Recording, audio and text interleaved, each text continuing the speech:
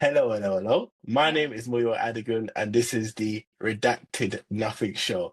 I'm here with Vidisha Jain, founder of Concentus Music, and the first time we did this was in 2018 on my radio show, where Vidisha was only 20 years old, running Concentus, platforming, making a platform that championed emerging artists through live events, a quarterly magazine, and music journalism. So she gave me insight into bands like Koala, Sam Fender, and we'll get into all of her predictions on what she thought the music industry was going to be back then and what she thinks it is now. So, Vidisha, how are you doing? I'm doing good. I'm excited to be here. I always What? love reconnecting with my Camden crew. Oh yeah, yeah, because we are Roundhouse alumni, you and I. Have you ever visited again? When was the last Yeah, time you went to the my favorite Roundhouse? place. When was the Yeah, last time you went? yeah, no, I went. I visited in August. I went in August of last year, August 2025, and I was 28, so I was officially outside of the 16 to 25-year-old age group. Yeah, And I yeah. never thought I'd see the day. When I went there and my friend AJ was at the front desk. Me and AJ did we're roundhouse classes together. He now works there. So I went there and I was like, AJ, like, can I have a tour of the studios? I want to see what it looks like now. And he was like, you're too old. Like, we're not allowed to have like over 25s in this space. And I was like, no, I never thought that would happen. That is But crazy. he still gave me a tour anyway. So Yeah, yeah. Oh, you just snitched on him. Or maybe he didn't. Because I remember that because I used to work there as well. And they were very strict. maybe I just snitched on him. Yeah. True. So you started Concentus when you were 17 years old and you were literally organizing gigs while you're doing your hmm GCSEs. You gave Koala their first headline gig.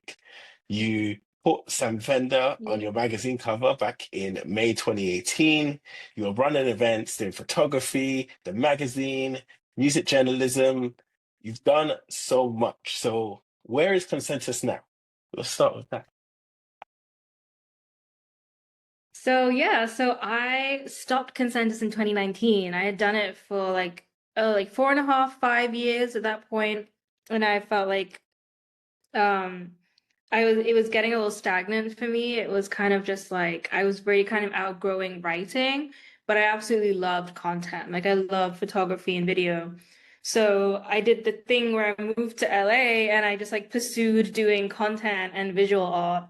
And that opportunity very much came about like because of Consentus. So I moved to LA, I stopped doing it. It kind of worked because then like the lockdown hit. So then I didn't stop it because of that, but it just like all made sense, like, with everything changed. Moved to LA in June 2020. And then for the last 5.5 years, well, like 5 years, I've been just doing work out here, working for other people. So I took the skills that I like honed when I did Consentus and just did them instead of for myself, did them for other people. So I've been doing that for a few years. And then a few months ago, I was like, I want my own outlet again. And I remembered how much freedom I had when I did Consensus. I was really missing that. So in October of this year, I relaunched it, and this is the relaunch. Wow, The little magazine here.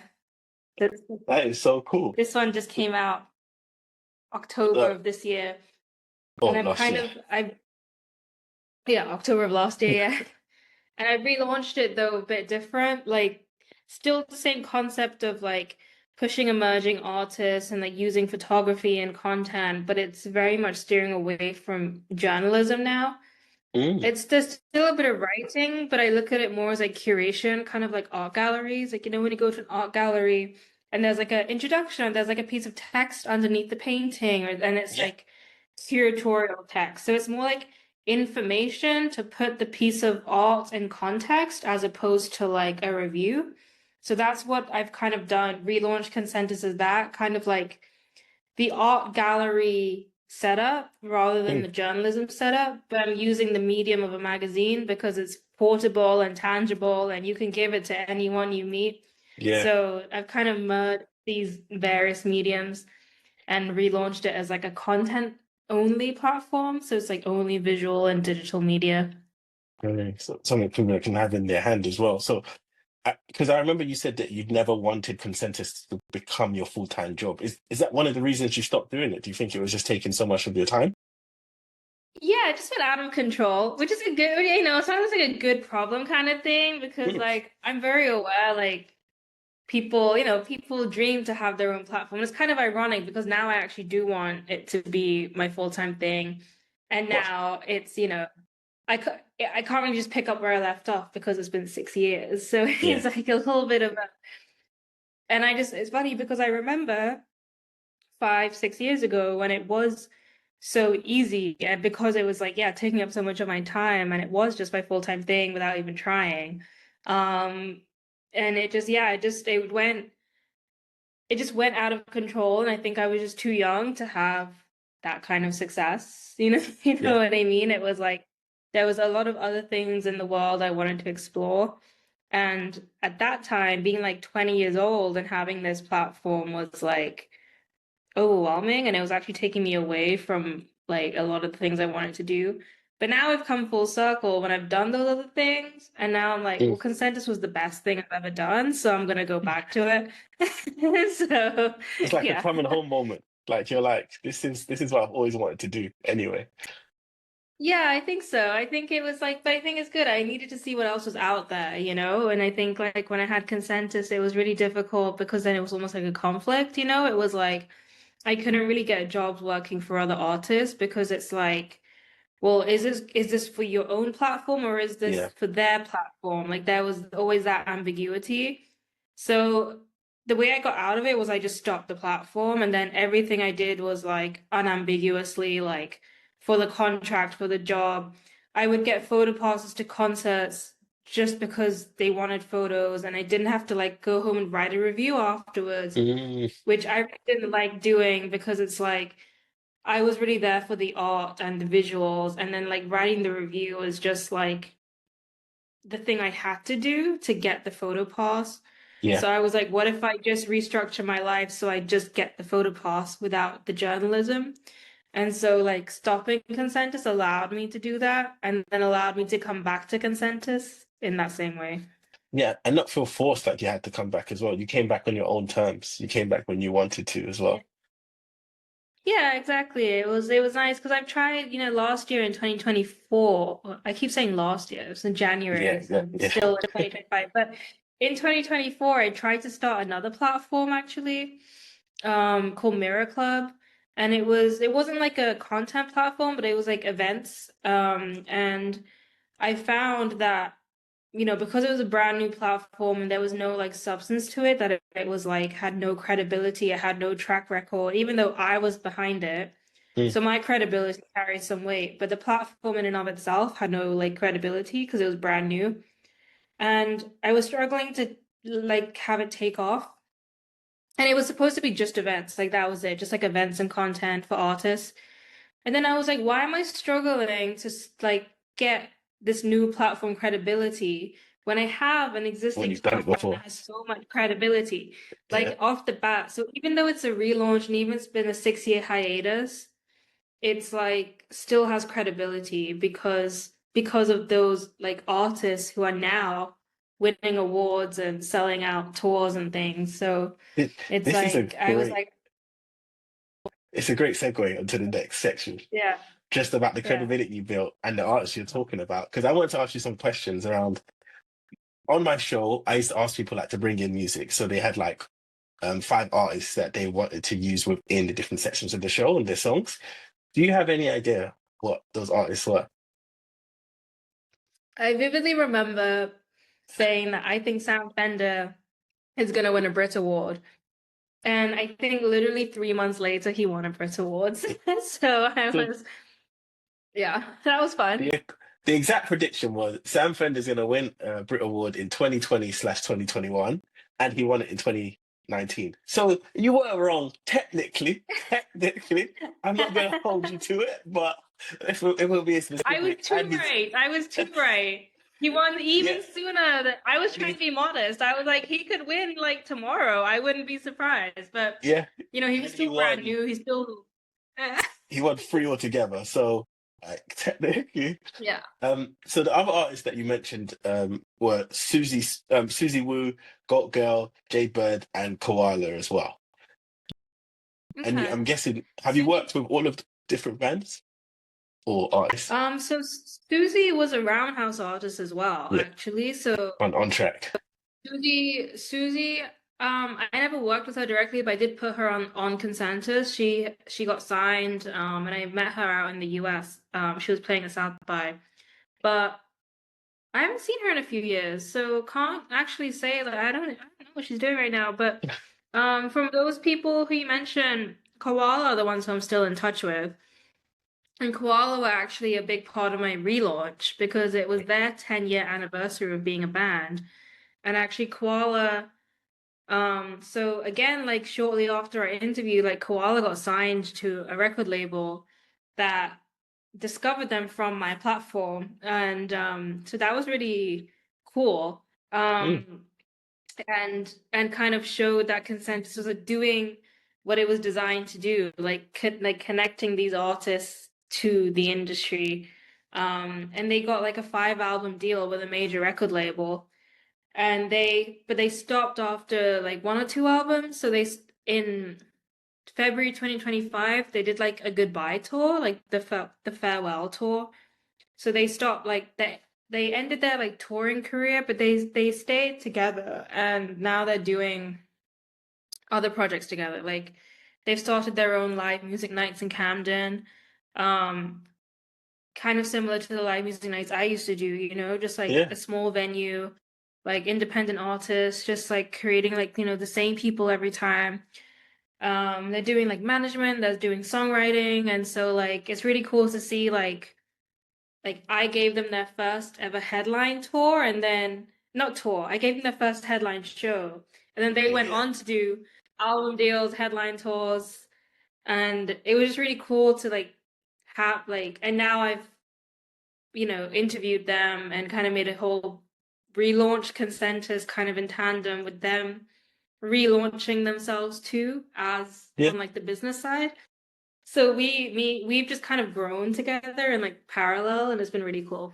I That must be so interesting to see artists that you've worked with from the conception to seeing them like blow up. can't Like believe in I've had like friends for 10 years. Like that's crazy to me. I'm like, what? It's like, and like we've all lived like, we were all like such babies. Like I was 18, like they were 20, and now like, I'm 28, they're 30. It's like we've throughout our whole 20s live completely different lives. I mean, Koala went from being an independent artist to being like signed to a major label to ending the band and then starting like in the business. And I've gone from like starting Consentus, ending Consentus, moving to LA, doing like a million different jobs here, and then coming back to, going back to London in August, going back to the Roundhouse. Like, Camden Town is where Koala from as well. yeah, So they have their nights in Camden Town. So it's just like they're going back to Camden, seeing Koala again, seeing the Roundhouse again, like it's seeing the Christmas time. Barfly, which is, It's all a loop. yeah, it's like seeing the Barfly, which is where I had that first show. And it's just like, yeah. What artist or group or band like has surprised you the most in their trajectory? Mm, hmm. Surprised me? I was gonna say something really cheeky. I was like, well, no one surprised me because I knew they were gonna be successful. Um, I'll say I wouldn't call it a surprise, but I'll say like Olivia Dean, I'm really impressed with. Yeah, Because I don't know, like I think in the UK, because I haven't been there, but I would imagine she had a more gradual kind of rise in the industry. But in the US, I can tell you it went from that overnight success where suddenly everyone knew who she was. yeah, And yeah, Olivia yeah, yeah. Dean was actually the last person who I ever I was gonna published on say, the yeah, Consensus platform before I shut down. I don't know if you saw that on the yeah. website, I but think it was 2019. yeah, and if you actually, I'm gonna open it up and read it to you because it's really cool to read. I wrote, um, her fans haven't heard much from her so far because she only has one song to her name.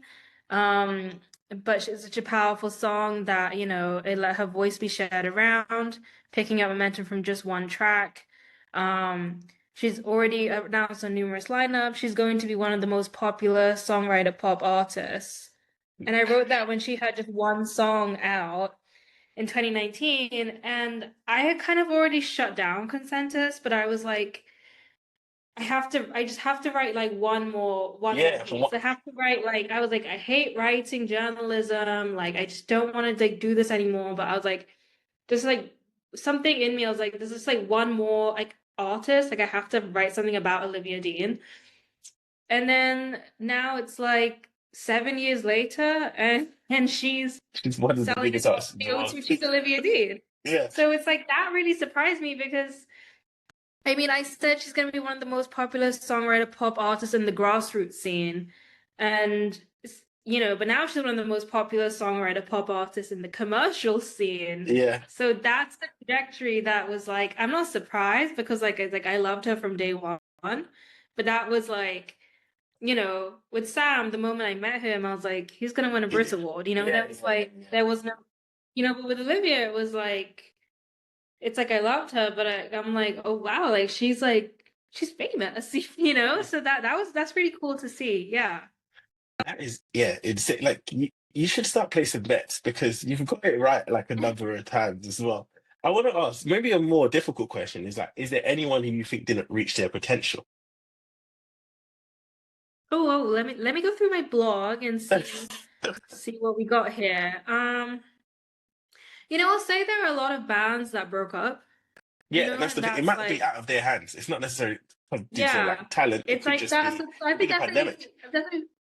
I've definitely been disappointed that like some bands broke up because it's like you know, if they had continued playing together, I think they could have Yeah, reached the heights. But I also don't blame them because it's like everyone has a different line when they've like reached their limit, like with like being an emerging artist. Like some people have the capacity to go for 7 years, and some people lose steam after a few years, and it's not like better or worse either way.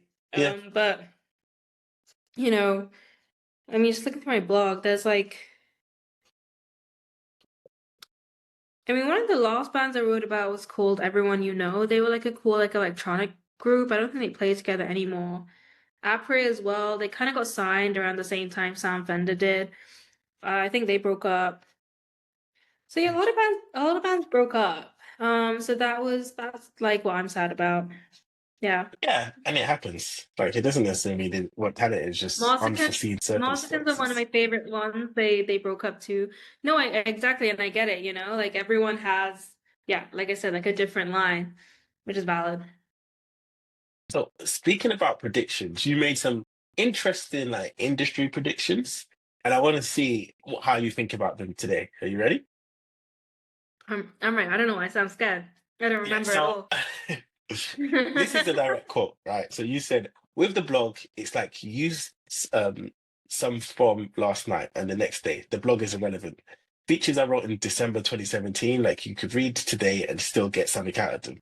You also said, this is important, photography is not for social media. Instagram was not created for photography. So you made a big bet that physical magazines are over digital blogs. So the question is, do you still have those thoughts when you said photography is not for social media? Well, yeah, that's literally why I created the magazine because I was like, photography deserves so much more than Instagram. Mm. And actually, so I don't remember saying that at all, but like I do remember I used to feel that way. So it makes Yeah, sense that I said we'll that. splice it in as well. There's a And it's yeah, like, yeah, but even like Consentus relaunch, I yeah, tell everyone like it's not a social media like it's not a social media content, like if you look at the Consentus social media, I completely stripped it. I like deleted everything. And now it's purely like informational. So I only post things that's like in collaboration with other artists. And it's yeah, just to get a little bit of extra publicity, but none of the content that I make is for Instagram. It never has been. And it never will be. I had a phase in LA where I was hired to do social content, like specifically. Um, and that was one of the many lives I've lived in my 20s. Um, and there's a reason I don't do it anymore, you know? It's like it was just so I still personally believe that like I don't think professional photography is best suited for Instagram. Yeah, But Instagram definitely took off more than like I thought it would, but that's down to like the pandemic and everyone was on Instagram Live became like the live stream thing during Instagram Live concerts. Like how many Instagram Live concerts did you go to with yeah, Charlie yeah, yeah. XCX DJing on Instagram Live, like all that stuff during like yeah, I could have Yeah, never imagined you that. could have predicted a global pandemic. Like if they were an artist, maybe, but they're not. Probably Yeah, I not. mean if there wasn't a global pandemic, I don't think like social media would have really become so important.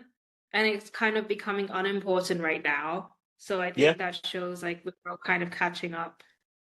Yeah. There's a sidebar I want to say, really cool on your website. You've done like a crossword thing. I thought that was so dope. I think that's a really like neat idea. So I get what you mean by it. It makes you feel more immersed in what the artist is doing and makes you feel more engaged. So you also said you can't rely on algorithms for recommendations. That's just taking the personality out of the music industry, and that's not any fun. So you had quite strong beliefs that you can't just rely on algorithms. I still believe that. Yeah, I was gonna. What do you think about the music industry now, where algorithms are all that it is? It's- Wait, I said that when I was 20. I was so you were smart. What? looking. This is what I'm saying. I sound really obnoxious, but like I had a point. No, and it's funny because it's like now what you see, like I was like on the train the other day and there was like a billboard that was literally advertising no algorithms, just humans. So actually now it's become a marketing thing to like it's Push become back. like the selling point for yeah, it's become the selling point for brands and platforms and radio stations that oh, this is human and not algorithm.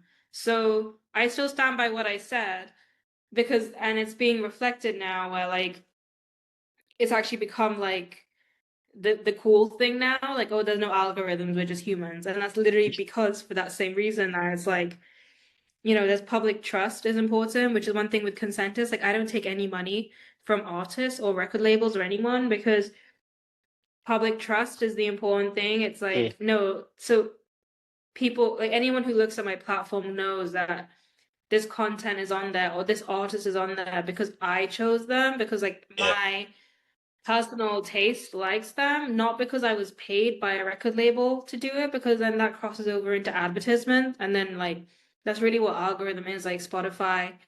Labels pay Spotify to have their artists on the playlist. So now there's a lack of public trust in Spotify because it's like, well, I'm only listening to this artist because the label paid for them to be on this playlist. yeah. Part of the And so algorithm. it's like, yeah. So Yeah, you and did say, labels pay for artists to be like elevated on the algorithm. I love this because you are giving me my segues into the next section. Because you said, I've never used Spotify. I only got Spotify when I got a job interview, and it was like, I had to. So I should probably figure it out.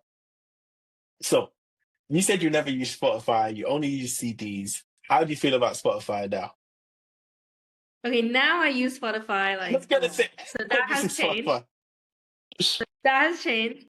But um, you know, there's a balance, you know, of trying you know, picking my battles, I guess. You know, Yeah, yeah. I chose the battle of getting content off of social media. I don't think getting music off of streaming is my personal battle, but I Respect. support Yeah, yeah. anyone who does that battle. But I chose my battle to be like anti-social media. So Yeah, yeah, yeah. you You have to gotta choose choose one battle. one. You gotta choose one Yeah. internet thing to fight. So I'm like hitting the anti-algorithm, I'm hitting like the anti-social, anti-Instagram. I love Instagram as social media, but not for like music. And so but yeah, no, I do use Spotify and I just yielded. That is true. I only downloaded it. I used to be like use iTunes. I used to buy everything because I was like, CDs, yeah. authors should get paid. And they should, but yeah, now I just use Spotify. And now that's even everyone's adapted to it, even like the artists and labels have adapted to it, Mhm. so it's fine. So with all those different predictions that you made, like what do you think about the music industry now? Like what do you like about it and what have you had enough of? I mean, yeah, I feel like music industry is like in my DNA. Like even like when I take breaks, I still like consider myself in the music industry because I'm Yeah. still going to events and I'm still like listening to all these new artists and but I think yeah, I think social media's come full circle. Like it's interesting we spoke like pre and post pandemic almost Yeah. 2018 and 2026 because it's like, you know, I think it's not 2021 anymore, and we don't need to be on social media. Like the music industry doesn't need to be on social media so much anymore, and they are kind of in their own bubble right now. I feel like a lot of labels are still investing a lot into social media marketing and viral marketing and paying influencers to like go to shows and like I don't think we need to do that anymore because I think the public is smarter than labels and And then the credit. industry gives them credit for. Mm. Like because the public now knows like it's easy to identify what's a paid partnership, like or it's like what's a genuine like recommendation. And so that to me feels very stagnant. It's like a lot being invested into social media content. But honestly, like no one's really like on social media anymore. I mean, I use Instagram, but if you ask me what content did I see on Instagram today, I can't recall. You know what I Yeah, that's because mean? of brain Like rot, I was though. That's not definitely because you that's brain rot. That's just that's not because you're not on it. Like we just that's forget. what? Like we brain rot. We just scroll and we forget. No, but that's the thing. It's like we forget. Versus like if I went to an event last night, I wouldn't have forgotten what event I went to. You know what I mean? Mm. So it's like, and that's the thing. It's like, yeah, people are on Instagram, but no one remembers what they see on Yeah, Instagram. So 100% agree. It doesn't. Yeah, it point just there's you no know. point. Like, Yeah, yeah. yeah, there's no point. Like, and I stopped making social content for that reason. It was like spending hours and hours shooting and making a video that ultimately people would only consume for like a few seconds. They'd watch it for a few seconds and then move on. And then not only would people only consume it for a few seconds, but then no one would, it would then get suppressed on the feed. It would get suppressed on the artist grid. And like, no one really goes back to revisit that. Mm. Versus like a music video, like I still go on YouTube and watch music videos from like 2005, it's like fun. But like no one goes back and watches a piece of social marketing content from like last week. Like no one does that. So I was That's a disproportionate, really the good point. time that I was investing was disproportionate. It was disproportionate to how it was being consumed, which I was really unhappy with, so I just stopped doing it. Oh, that's a really good point. I think that's why like things like Concentus and having a magazine like work because it is something. Even if it's something that you leave under your bed for years and years, it's something you can come back to. That's like, oh yeah, I remember this. Even you being able to like, look up your interview with like Olivia Dean, I think that's just it really got a Yeah. test to the fact of how important it is. I always think of that, like, like even someone who I met like 6, 7 years ago and I haven't stayed in touch with them, and they could just be cleaning out their closet drawer. They're Mm, moving house, they're cleaning out their drawer, and they'll find it and they'll be like, oh, I remember this girl, I remember this magazine, like, oh shit, here's this artist, like, like this is so cool. Like, I always think of that. I'm like, who found my magazine in their closet drawer? mm. So I really wanted to speak to you also about like I guess your journey because you did stop Concentus, but do you think there was a reason why? Was there like a failure that you had or a moment where you just realized, well, this isn't for me? Did someone do something? Was there an event or Yeah. was it just a gradual thing? No, definitely not a failure. I mean, the last thing that I ever had with Consensus before I dropped it was I got invited to Reading and Leeds Festival as a guest with Consensus, and that's the Unheard high that I left it on. Like that's so it definitely wasn't a failure. I mean, that was kind of like a turning point. I was like, okay, like this is the level I'm at now. Like, I'm getting, you know, free tickets to Reading and Leeds, not attached, not because I work at some big fancy company, but literally because Concentus.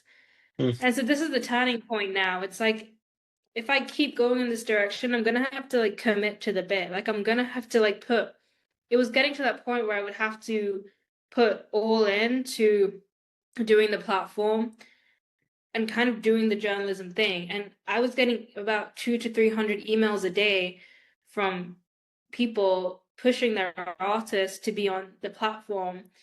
And it was kind of this turning point where I can't just do this casually anymore. It was like I have to Yeah, do it like became real. all in or all out. Yeah, Yeah. it was like so it was a turning point, and that ultimately I didn't go to Reading and Leeds despite that free ticket, and I moved to LA that weekend, and so like that was like, Wow. and then obviously I came back because of COVID, but that was my initial kind of stint in LA, and like I went, um, and so that was like the turning point, and really that was the choice that I made in that decision alone.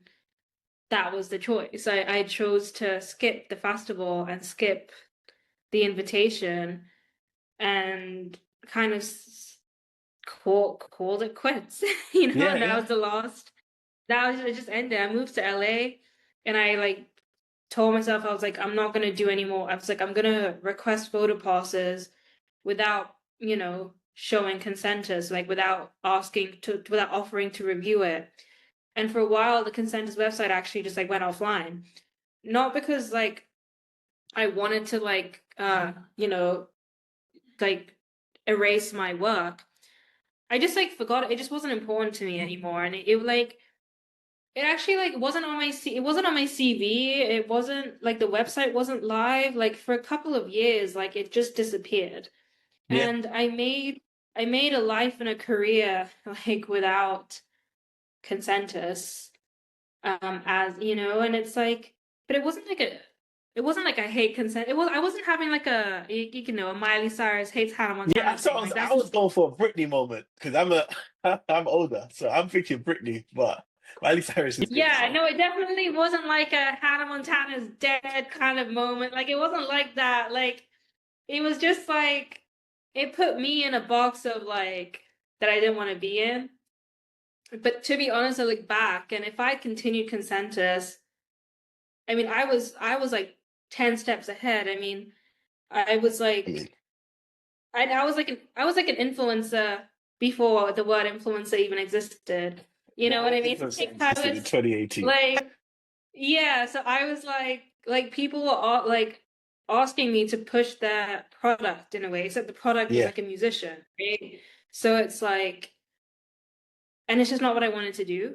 But now I was like, what was I thinking? Like that would have been an amazing life. But but anyway, I didn't want to You do it know, at the time. I something didn't want to do it. it's I only didn't want to do timing. it at the time.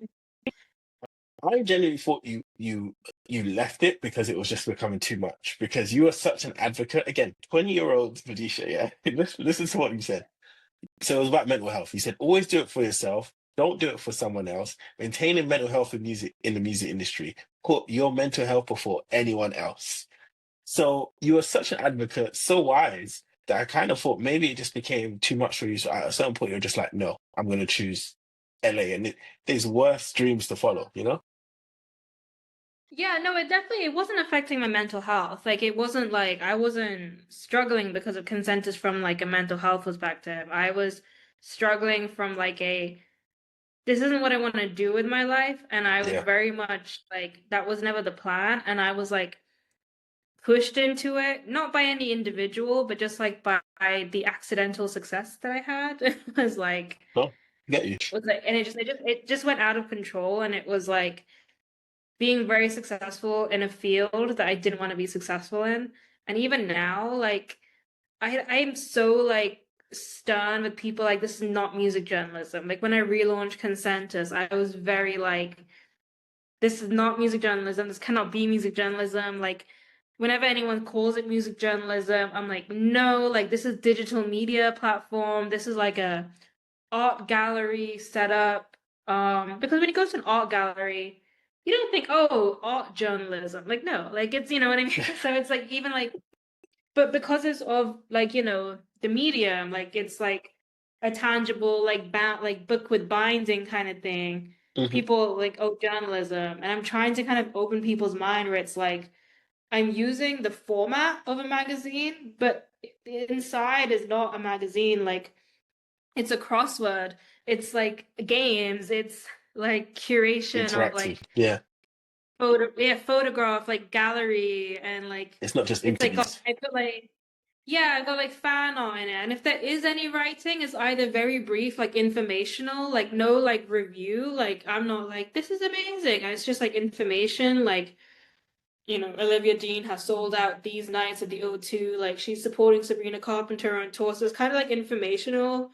Mm. Or it's an interview where it's like I guess interview is the only one where it kind of crosses over into journalism, but then it's just like also um I'd say like PR and like promo is kind of like merged because of the way influencers are. So it's kind of like I kind of look at it like more like radio, like Yeah. more like a radio interview, just more like promo, not it's not journalism.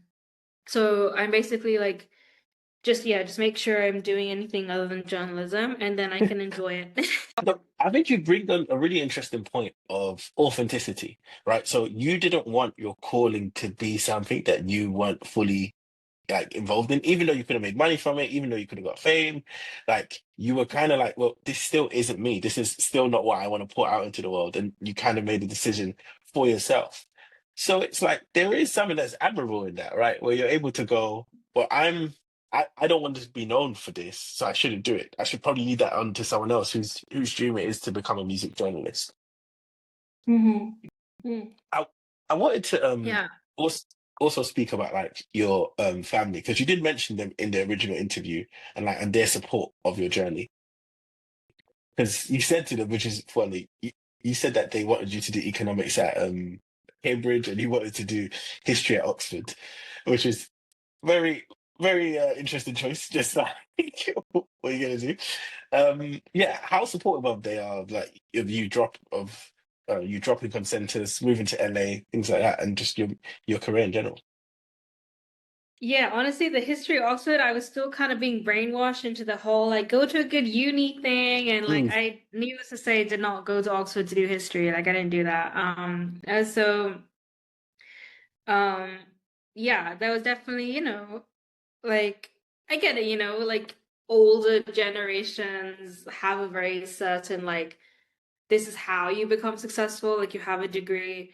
That was always my parents' thing. Get a degree and then you can do whatever you want.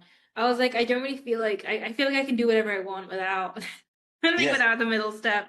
But no, but moving to LA, and it's an they expensive were middle really step. supportive.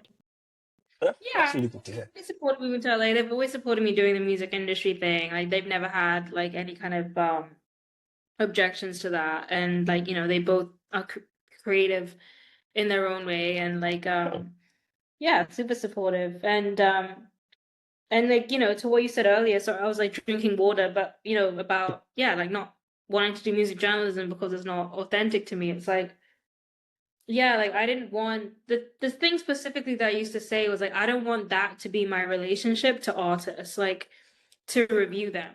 That did to me Oh, felt actually very disrespectful. Because I yeah, was like, that's not the relationship I want with an artist. Like to meet them and just instantly be like evaluating them and critiquing, judging yeah, them. Yeah, and like I would never write a negative review because there was no point to that, because to me, if I didn't like someone, I just wouldn't write about them. And yeah, so it's like, because it's like, you never know, like, maybe they're just rough, like a little rough around the edges right now, but in a couple of years, they could be great. And then I yeah, would be it's the true. fool who wrote a bad review. You Yeah, know what I like mean? that's so true. Imagine you said that about Olivia Dean. Imagine you said, "Oh yeah, she's not Oh that my God, I great," wouldn't even, no, that's the thing. Anyone who I wrote on my You love them. You platform, like them. like, I love them. But it was still, even though that was the precedent, I would never write a bad review. I was still at the end of the day, I was still judging them. I show up Mm. and I would be judging. And that's what I hate about music journalism and criticism. But I love interviews because there's no judgment. You're just chatting and you're actually giving them an opportunity to talk about themselves in a way they want. because a lot of the times like labels or the media control how they get perceived, but interview they can present themselves however they want. Hmm. So that's why I've kept the interview part of it. But but to go back to that, like yeah, it was just about like that's not the relationship I want with an artist. Versus like when I do creative, like photography or digital stuff, it's like I'm actually supporting the artist, bringing their vision to Yeah. life, and that's much more like aligned with like what I believe in.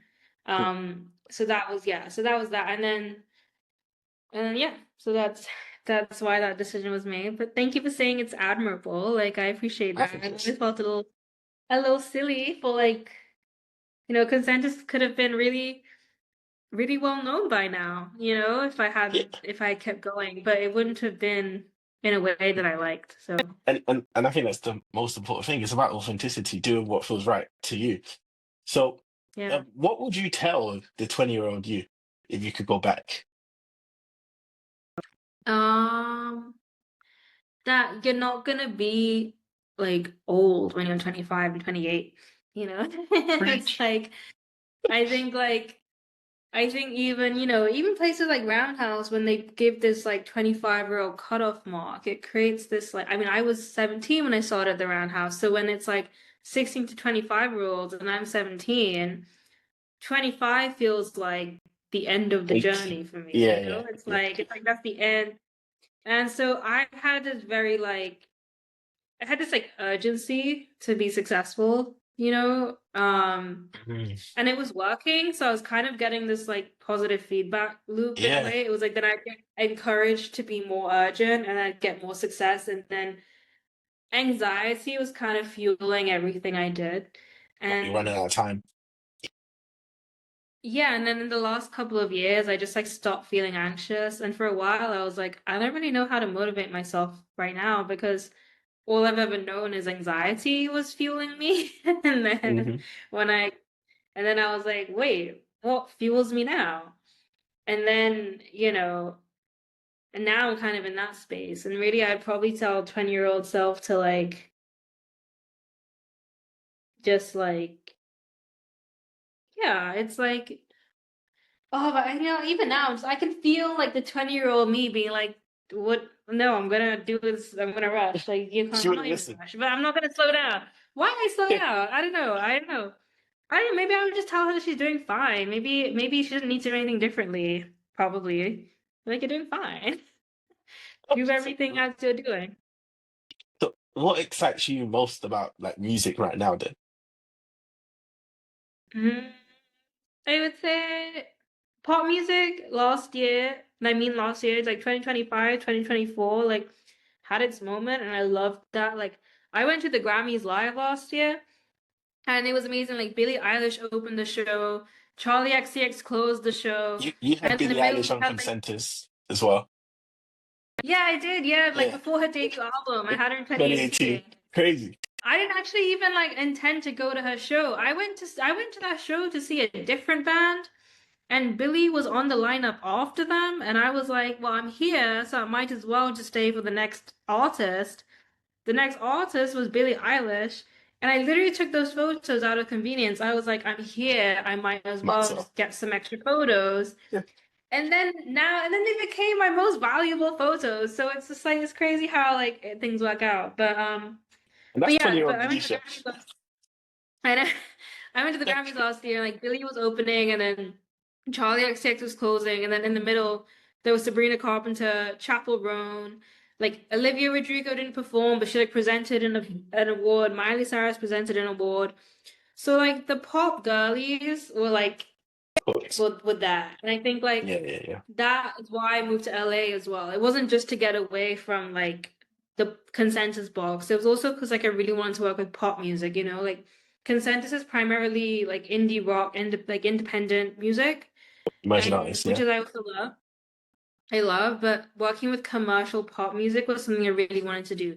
I grew up obsessed with Miley Cyrus, with Hannah Montana, so that was like always like a part of me that I never really got to explore in the UK because LA is like Hollywood, like that's where all the pop music happens. I mean, even the British pop artists like Harry Styles, Dua Lipa, they were coming to LA to shoot their music videos, and like, so like even the British pop artists were doing business in LA. So it was Yeah. like I just really, really wanted to explore the pop music side of it. And I really got to do that, and I'm really excited about that. I mean, like Ariana Grande is going on tour this year, and I've had the privilege of like working with her team for the last few years, like not on like Ariana Grande stuff, like she was obviously like doing Wicked in the UK, but like just getting to know them and just like learning from them Mm. and just learning about like the world of pop and creative and you know that kind of stuff from Ariana's creative team, which is something that I could have only done in LA, and just Yeah. like that. So that really excites me. Just like pop music and pop girlies are having their moment right now, and so that's what I'm excited about. So what is next for you then? Mm. Well, I want to try keep building Concentus, but like I said, I have to do it in a strategic way that's actually sustainable this time. So taking it slow, but I'm just like I'm gonna try build that. I'm gonna try to do like partnerships with brands, kind of take the influencer business model and kind of slightly adjust it so it fits with, you know, what I'm doing in music and stuff and digital media. And yeah, build that up and keep keep fighting the fight of, you know, doing non-social media content for artists.